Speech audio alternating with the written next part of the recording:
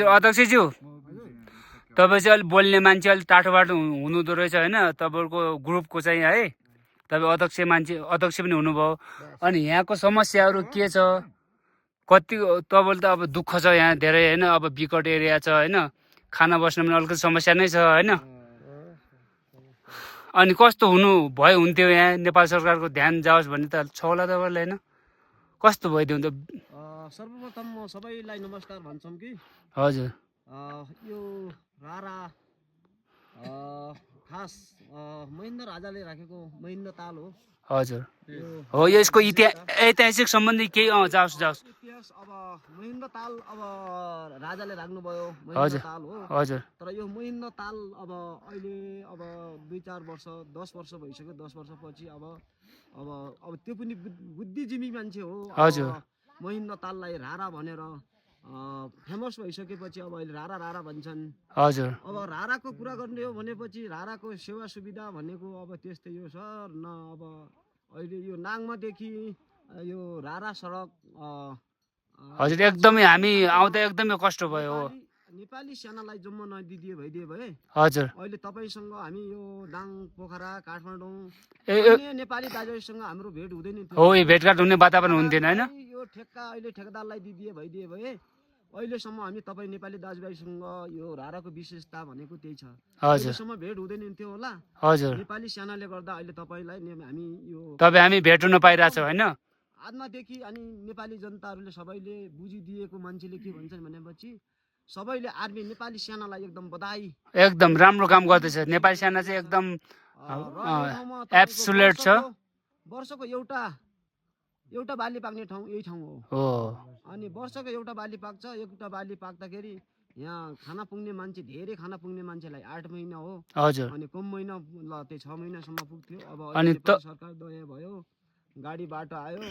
त्यसपछि बिस्तारै अब त्यही पनि अब मान्छेले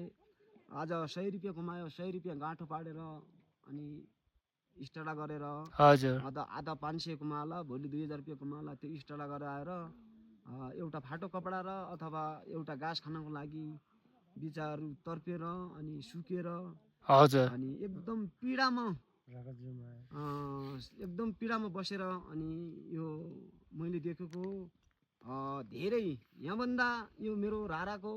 मुगु जिल्लाको रारा भन्दा यहाँभन्दा अझै दुर्गम ठाउँ पनि छ एकदम पिछडिएको ठाउँ पनि छ हजुर त्यहाँ गाडी त्यतातिर पनि बस्तीहरू छन् मान्छेहरू छन् होइन हजुर अब अहिले यो राराले गर्दा हामी शान्ति अब सल्लेडिस अनि रारा छायानाथ वडा नम्बर 8 को घोडा आउँछ अनि त्यसपछि 7 को घोडा छन् टोप्लाको हजुर त्यसपछि 9 नम्बर घोडाको यता मुर्माको छ हजुर हामीले त अहिले यो राराले गर्दा अनि पहिला हाम्रो बुवा बाजेको पालामा के भन्थे ताल होइन कालो भन्थे अहिले हामीलाई जब अब हाम्रो पालामा अहिले के छ कि ताल होइन माल हो भन्छन् हो माल हो किनभने बिस्तारै पर्यटक आउँछन् र यहाँको विशेषता अब त्यही हो अब यहाँ आउने पर्यटकलाई सामथिङमा अब तपाईँको केही अब तातो पानी खाने अथवा तपाईँको टोयलेट छ एउटा टोयलेट झन्नै तपाईँको 5 वर्ष जति भयो बनाएको हजुर यो टोयलेटलाई हामीले अब कति अब पोहोरको वर्ष मैले अब ठेकेदारले काम गराएर मैले यो धारा सारा हजुर मैले यो टोयलेट बनाइदिएको हजुर अब पहिलाको स्थिति र अहिले दोस्रो स्थिति त्यही हुन गइसकिया छ हजुर र एकजना यहाँ तालको फोहोर टिप्ने रारा राष्ट्रिय मध्येले एकजना कर्मचारी राखिया छ हजुर अब त्यसलाई मैले धेरै बारम्बार भनिदिएँ अब त्यही हो लागिपाडी मेरो घोडाला साथीहरू अथवा मैले त्यहाँ मोहनको पानी भेटाएपछि थियो हजुर धन्य अब मैले डेली पनि आउने मैले समस्या भयो म अब घरमा बिजी भएँ हजुर झ्याम अब चिसो सिजन भयो अब पाइपमा अब आइस जमिसक्यो अब टोयलेटमा पानी छैन हजुर त्यो धारो भइदिए पनि आउने मान्छेले टोयलेट बस्थ्यो पानी खान पाउँथ्यो र यो ठाउँमा सकेसम्म सबैजना नेपाली अब त्यो ठुला मन्त्री यो वन मन्त्रीले जो भए पनि यो ठाउँमा सकेसम्म 1-2 जवस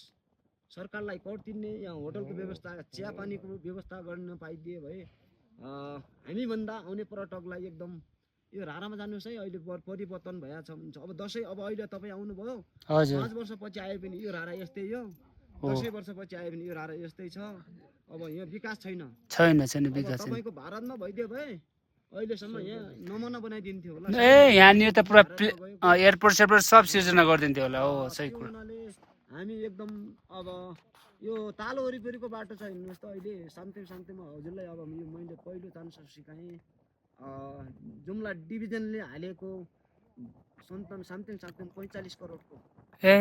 45 करोडको बाटो अहिलेसम्म तपाईँको 2 वर्ष भइसक्यो अहिलेसम्म त्यही ढुङ्गो मात्र बिछ्याएको छ केही छैन यहाँ छैन छैन विकासै छैन हामीले पनि 45 देख्यो करोड राडाको बाटो वरिपरि हाल्नुभन्दा नाङमादेखि यो रारा सडकसम्म पिच बाटो हालिदिए भए आउने पर्यटक पनि खुसी हुन्थ्यो होला हामी यहाँ नेपाल यो दुर्गम ठाउँका जनताहरू पनि हामी खुसी हुन्थ्यो हो यहाँनिर किनभने चाहिँ ऊ लिँदाखेरि हामी पसलहरू पनि म्युनिसिपल लिन्छौँ हजुर हजुर भन्दै जानुहोस् ट्रेनमा जान्छ नहुने मान्छे गाडीमा जान्छ गाडी एउटा बिरामी हुन्छ त्यही गाडीमा कति उफार छ तपाईँले अब सामसिङ त्यो नाङ्गो बाटो आउँदा नेपालगञ्जदेखि माथि आउँदाखेरि कतिको तपाईँलाई गाडीले उफार्यो अब तपाईँ आउने पर्यटकलाई पनि थाहा हुन्छ हजुर त्यसरी बिरामीलाई पनि हामीले एम्बुलेन्समा लिँदाखेरि त्यो बिरामी अझै झन् बिरामी बित्दै जान्छ हजुर अब बिरामीको कुरा हुन्छ कहिले अब तराई वेदर खोल्दैन कहिले यहाँ पहाडमा हावा लाग्छ हो त्यो हुनाले हामीले धेरै जसो हामीले अब नाङ्गोसम्म सामसिङ हल्का पिच छ भनौँ जुम्लाको नेताहरू एकदम कमसुम खसिएको हुनाले यो मुखको नेताहरूले अझै सामसिङमा केही बुझिया छैनन् अब बुझो मत हालिदिएका छन् मैले भन्दै हजुर म यही टुङ्गिन्छु हस्त हस् धन्यवाद